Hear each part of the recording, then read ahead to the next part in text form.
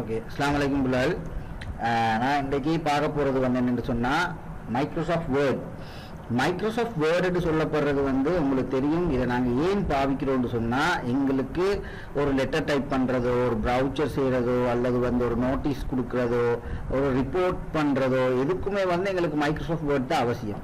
இந்த மைக்ரோசாஃப்ட் வேர்டில் நாங்கள் ஃபர்ஸ்ட் ஸ்டார்ட் பண்ணும் பொழுது என்ன மாதிரி நாங்கள் ஸ்டார்ட் பண்ணுவோம் அப்படின்றத வந்து நாங்கள் இப்போ பார்ப்போம். அதாவது வந்து மைக்ரோசாஃப்ட் வேர்டுன்றது உங்களுக்கு தெரியும். நாங்கள் எப்படி ஸ்டார்ட் பண்ணுறது சொன்னால், இங்கே ஸ்டார்ட்டுக்கு போனீங்கன்னு சொன்னால், நாங்கள் இந்த ஸ்டார்ட்டில் போயிட்டு எம்எஸ் வேர்டு அல்லது டபிள்யூ அடிச்சிங்கன்னு சொன்னால் வேர்டு வரும்.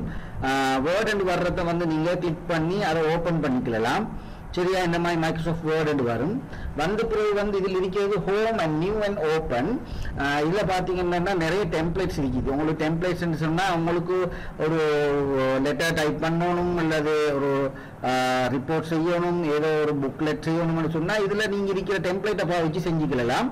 அப்படி இல்லை, நீங்கள் உங்களோட புதுசாக உங்களோட இதை செய்ய போறீங்கன்னு சொன்னால், நீங்கள் இதை வந்து டபுள் கிளிக் பண்ணி ஓப்பன் பண்ணிக்கலாம்.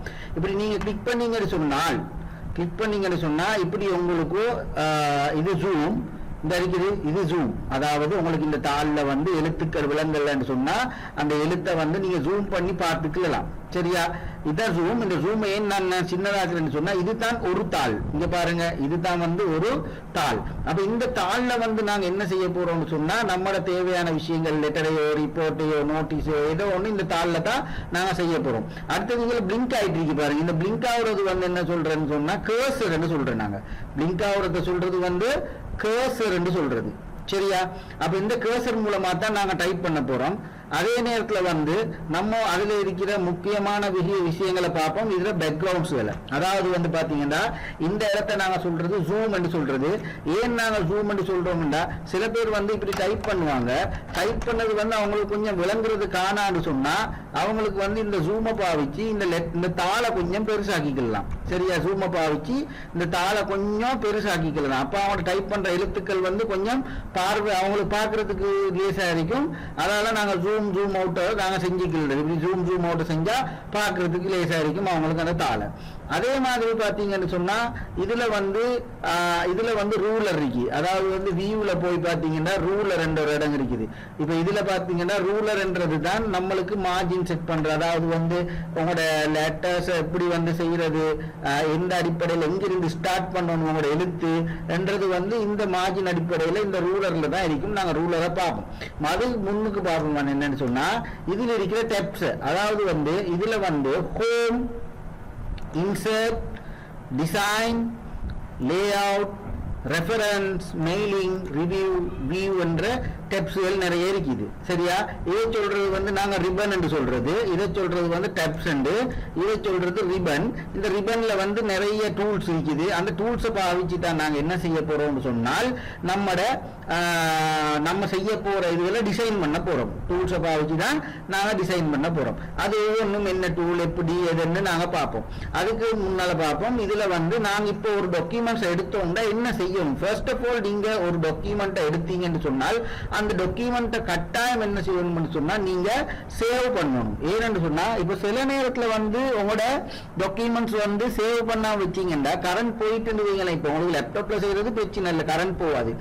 உங்களுக்கு வந்து பேட்டரி தான் இறங்கும் போது உங்களுக்கு விளங்கு, நீங்க சார்ஜ் போட்டுருவீங்க. நீங்க மெஷின்ல செய்யும் போது கரண்ட் போயிடுச்சுன்னு சொன்னா சில நேரத்துல இருக்காது. அது திருப்பி எடுக்கக்குள்ள உங்களுக்கு புதுசா தான் செய்ய வேண்டி வரும். அதுக்காக வேண்டி நாங்க என்ன செய்யணும் பண்ணுவோம்னா, ஃபர்ஸ்ட் வந்து சேவ் பண்ணி வச்சுக்கணும். இடக்கடை என்ன செய்யணும்னா, நாங்க சேவ் பண்ணணும். சரியா? அந்த சேவ் பண்றதுலயும் பாத்தீங்கன்னு சொன்னா, இந்த டாக்குமெண்ட் 1 என்று சொல்றது எம்எஸ் வேர்டு நாங்க எடுத்தோம்னு சொன்னா, ஒரு எம்எஸ் வேர்டு எடுக்கும் பொழுது அந்த எம்எஸ் வேர்ட்ல வந்து டாக்குமெண்ட் 1 என்றது டிஃபால்ட்டா வரும். நம்மட பேருக்கு மாத்தின பிறகு இந்த அடையாளம் மாறும். அதாவது பாத்தீங்கன்னா, இந்த ஃபைல் என்ற டேப் இருக்கு தானே, ஃபைல் என்ற டேப்பை கிளிக் பண்ணி வரும் பொழுது இந்த இடத்துல வந்து ஹோம், நியூ, ஓப்பன் என்றது டிஃபால்ட்டா இருக்கும். அது அவங்களோட நார்மலா ஒரு ஓப்பன் புதுசா ஒன்று எடுக்க போறீங்கன்னா அது ஓப்பன் பண்ணணும். அதே நேரத்தில் வந்து நாங்கள் ஓப்பன் பண்ணா பழசா ஓப்பன் பண்ண வேணும். அதே நேரத்தில் சேவற்றது வந்து நீங்க நினைக்கிறீங்க என்னன்னு சொன்னா, இந்த சேவன்றது வந்து ஏற்கனவே நாங்க இதுல டைப் பண்ணி சேவ் பண்ணி வச்ச உண்ட நாங்க திரும்பி அதுக்கு பிறகும் வந்து என்ன செய்வோம்டா இப்படி டைப் பண்ணுவோம். இப்ப டைப் பண்ணும் பொழுது இது ஏற்கனவே டைப் பண்ணி சேவ் பண்ண வேர்ட்ஸ் அதுக்கு மேலதிகமா நாங்க திரும்பி ஓபன் பண்ணி இதுல திரும்பி டைப் பண்றோமாக இருந்தா இதை நாங்க சொல்றது வந்து என்னன்னு சொன்னா நாங்க மேலதிகமா சேவ் பண்றோம். அதாவது வந்து ஏற்கனவே டைப் பண்ண டாக்குமெண்ட்ஸ்ல மேலதிகமா நாங்க என்ன செய்யறோம்னு சொன்னா டைப் பண்றோம். அப்ப நாங்க அதை சேவ் பண்றோம். அப்ப நாங்க அதைத்தான் நாங்க சேவ் என்று சொல்றது. சேவஸ் என்று சொல்றது வந்து புதுசா ஒரு டாக்குமெண்ட்ஸை வந்து நீங்க உங்களோட கம்ப்யூட்டர்ல சேவ் பண்றீங்க. அது புதுசா ஒரு டாக்குமெண்ட் சேவ் பண்றீங்கன்னு சொன்னா இந்த இடத்துல வந்து பாருங்க சேவ் ஆஸ் என்று கொடுத்தாலும் உங்களுக்கு சேவ் பண்றதுக்குரிய ப்ரௌசிங் மெத்தட் வரும். அதாவது வந்து சேவ் ஆஸ் என்று கொடுக்கும் பொழுதோ இதுல ப்ரௌஸ் வரும். இதுல வந்து டாக்குமெண்ட்ஸ் இப்ப நம்ம ரீசென்ட்லி ஏதாச்சும் ஒன்றுல சேவ் பண்ணியிருந்தா எங்களுக்கு டாக்குமெண்ட்ஸ் மத்த ஃபோல்டர்ஸ் காட்டும். ஆனா நாங்க புதுசா சேவ் பண்ண போறோமாக இருந்தால் நம்ம நார்மலா வந்து டிஃபால்ட்டா, அதாவது நாங்க சேவாஸ் கொடுத்தா டிஃபால்ட்டா நம்மளுக்கு சேவ் கொடுக்கும் பொழுது சேவ் ஆகுற இடம் எங்கன்னு சொன்னா நம்மளோட டாக்குமெண்ட்ஸ் என்ற இடத்துல தான் டிஃபால்ட்டாவே எங்களுக்கு சேவ் ஆகும். அதாவது வந்து உங்களோட பிசியில வந்து டிஃபால்ட்டா ஒதுக்கப்பட்ட இடம் தான் டாக்குமெண்ட்ஸ் என்ற இடம். அதாவது documents, download, music, picture, video உங்களோட மெஷின்ல வந்து ஒதுக்கப்பட்டிருக்கிற இடம். அதுல டாக்குமெண்ட்ஸ் டிஃபால்ட்டா சேவ் பண்றதுக்கு ஒதுக்கப்பட்ட இடம் தான் இந்த டாக்குமெண்ட்ஸ் என்ற ஏரியா. சரியா?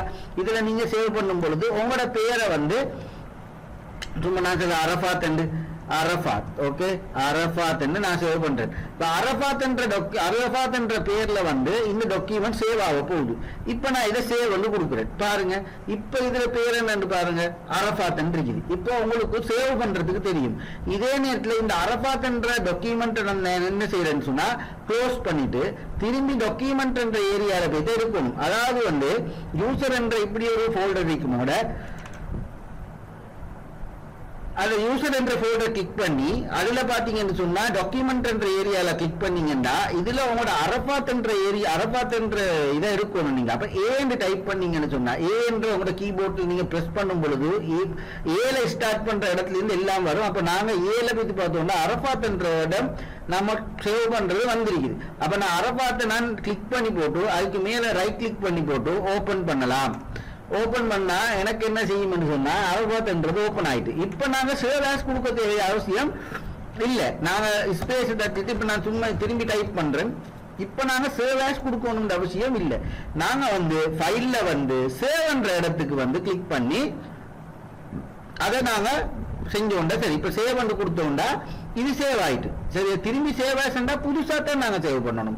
சேவ் சொல்றது என்னன்னு சொன்னா நாங்க ஏற்கனவே சேவ் பண்ணி சேவ் ஆஸ் கொடுத்து பதிஞ்ச ஒரு டாக்குமெண்ட்டை நாங்க திரும்பி எடுக்கிறோம். திரும்பி எடுத்து திரும்பி டைப் பண்ணி போட்டு திரும்பி நாங்க சேவ் ஆஸ் கொடுக்க அவசியம் இல்லை. சேவ் கொடுத்தா அது ஏற்கனவே அதுக்கு மேல அதோட சேவ் ஆயிடும்.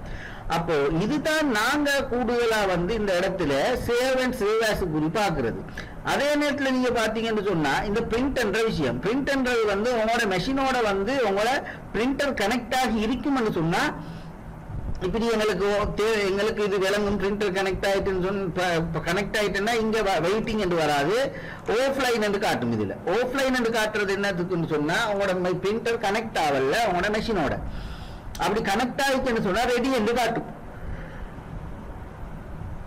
அவ கரெக்ட் ஆயிட்டு சொன்னா ரெடி என்று காட்டும். இப்ப இதுல வந்து நாங்க என்ன செய்ய போறோம்னு சொன்னா இந்த இடத்துல பிரிண்ட் இருக்குது பாருங்க. அந்த பிரிண்ட கிளிக் பண்ணோம்னா உண்மை பிரிண்டர் கனெக்ட் ஆயிடுச்சுன்னா எங்களுக்கு இந்த லெட்டர் வந்து இப்ப நம்ம டைப் பண்ணது வந்து பிரிண்ட் ஆகும். சரியா? ஷேர்னு சொல்றது வந்து இதுல வந்து ஷேர்ல வந்து கூடுதலா இந்த ஷேர்ல வந்து இப்ப டாக்குமெண்ட் ஒன்று ஷேர் பண்றதுக்கு இமெயிலையோ அல்லது பிரசன்ட் ஆன்லைன்லயோ ஷேர் பண்ணலாம். எக்ஸ்போர்ட்டை பாத்தீங்கன்னா எக்ஸ்போர்ட்ல கிரியேட் பிடிஎஃப் பண்றீங்க. இந்த கிரியேட் பிடிஎஃப் வந்து ஏன் நாங்க சொல்றோம்னு சொன்னா இப்ப நாங்க வந்து இந்த பிடிஎஃப்ல சேவ் பண்ணோம்னு சொன்னா இது மாதிரி பிடிஎஃப் வந்து இதுல சேவ் ஆகும். இங்க பாருங்க, இது பிடிஎஃப்ல சேவ் ஆகும். அது சேவ் ஆகுச்சுன்னு சொன்னா இப்ப சம்டைம் வந்து இப்ப நீங்க உங்களோட நீங்க செஞ்சது வந்து தமிழ் பொண்ட்டு இருங்களேன், ஒரு தமிழ் பொண்ட்ல செஞ்சீங்க. அப்ப தமிழ் பொண்ட்ல செஞ்சா இந்த தமிழ் பொண்ட் வந்து நீங்க கொண்டு போற கடையில இல்லன்னு சொன்னால் அவர் பிரிண்ட் எடுக்க போறாரு. கொண்டு போறீங்க தமிழ் பொண்ட் இந்த வேர்ட் ஃபைலே கொடுக்குறீங்க, ஓபன் பண்ணா அவன்கிட்ட தமிழ் பொண்ட் இல்ல. அப்ப என்ன நடந்துச்சுன்னா உங்களோட வேர்ட் எல்லாம் வந்து இப்படி தமிழ் பொண்ட்ல வராது, இப்படி வந்து இங்கிலீஷ் பொண்ட்ல மாறி இப்படி நிற்கும். அப்ப இங்கிலீஷ் பொண்ட்ல மாறி நின்றுச்சுன்னு சொன்னா உங்களுக்கு வந்து திரும்பியும் வந்து நீங்க வீட்டை வந்து திரும்பி உங்களோட ஃபைல திரும்பி வந்து பிடிஎஃப்ல மாத்திட்டு போக வேண்டிய தேவைப்பாடு இருக்கும். அது பிடிஎஃப்ல மாத்துறது என்று சொல்லப்படுறது வந்து இப்ப நீங்க சாதாரணமா இப்ப இதை வந்து நான் இப்ப பிடிஎஃப்ல நான் இதை எக்ஸ்போர்ட் பண்ணி கிரியேட் பிடிஎஃப் கொடுத்து நான் வந்து இதை ஷேர் பண்ணிட்டு வைங்களேன், அரபாத் என்ற பிடிஎஃப் நான் பண்றேன். இப்ப இந்த பிடிஎஃப்ல என்ன நண்பன் சொன்னா இந்த பிடிஎஃப்ல எடிட் பண்ண முடியாது. இந்த பிடிஎஃப் வந்து என்ன செய்ய முடியாதுன்னு சொன்னா எடிட் பண்ண முடியாது. சரியா? இந்த பிடிஎஃப் எடிட் பண்ண இயலாது. அப்ப இந்த பிடிஎஃப் எடிட் பண்ண இயலாது. இந்த பிடிஎஃப் வந்து நீங்க யார் ஓபன் பண்ணாலும் இந்த எழுத்துக்கள் அலைன்மெண்டோ எழுத்துக்களோ மாறாது என்று சொல்லப்படுறதால தான் நாங்க தமிழ் எழுத்துக்கள் சிங்கள எழுத்துக்கள் கூடுதலா வந்து பிடிஎஃப்ல சேவ் பண்ணி பிரிண்ட் எடுக்க கொடுக்கிறது.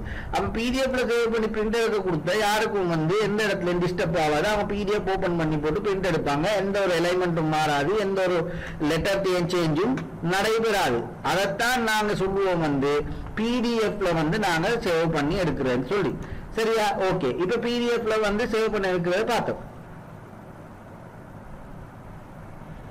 அடுத்ததாவது பாத்தீங்கன்னு சொன்னா 1.1 வந்து இந்த பேஜ் 1.1 இதுல வேர்ட்ஸ் வந்து கலெக்ட் பண்ண, அதாவது 3 வேர்ட் தான் நாங்க அடிச்சிருக்கோம். 1.1 அதாவது 1 வந்து அந்த பேஜ்ல எத்தனாவது பேஜ்ன்றது. இப்ப நான் சொல்லுவேன் இன்சர்ட்ல போயிட்டு நான் பிளாங்க் பேஜ் இப்படி கொடுக்குறேன். இப்ப பிளாங்க் பேஜ் கொடுத்தா 4 பேஜ் எனக்கு இருக்கு. நான் 4வது பேஜ்ல நான் கிளிக் பண்ணேன்னு சொன்னா இந்த இடத்துல 4வது பேஜ் வருது. நான் 4வது பேஜ்ல நான் இதுல கிளிக் பண்ணேன்னு சொன்னா எனக்கு 4வது பேஜ்ன்றது இங்க காட்டும் 4 காட்டும். இங்க பாருங்க 4 காட்டுது. அதே மாதிரி வந்து 2வது பேஜ்ல கிளிக் பண்ணேன்டா 2 காட்டும். 3வது பேஜ்ல கிளிக் பண்ணேன்டா 3 பார்க்கும். 4 பேஜ் மொத்தம் 4 பேஜ்ல வந்து போட்டிருக்காங்க. அதே மாதிரி 4 வேர்ட்ஸ் தான் நான் இதுவரையும் டைப் பண்ணிச்சேன். அப்ப குவான்டிட்டி காட்டும் இங்க. சரியா? குவான்டிட்டி காட்டும். சரியா? இதுதான் நாங்க முதல்ல இப்ப நாங்க படிச்சது வந்து என்னன்னு சொன்னா எங்கட வேர்ட்ல வந்து ஸ்ட்ரக்சர், வேர்ட் எப்படி ஓபன் பண்றது, வேர்ட்ல எப்படி சேவ் பண்றது, வேர்ட்ல எப்படி சேவ் அஸ் பண்றது. சரி, அடுத்தது வந்து ரூலர் சம்பந்தமா படிச்சோம். இப்ப இந்த வீடியோல நீங்க இது சம்பந்தமா விளங்கி எடுத்திருப்பீங்க. ஓகே.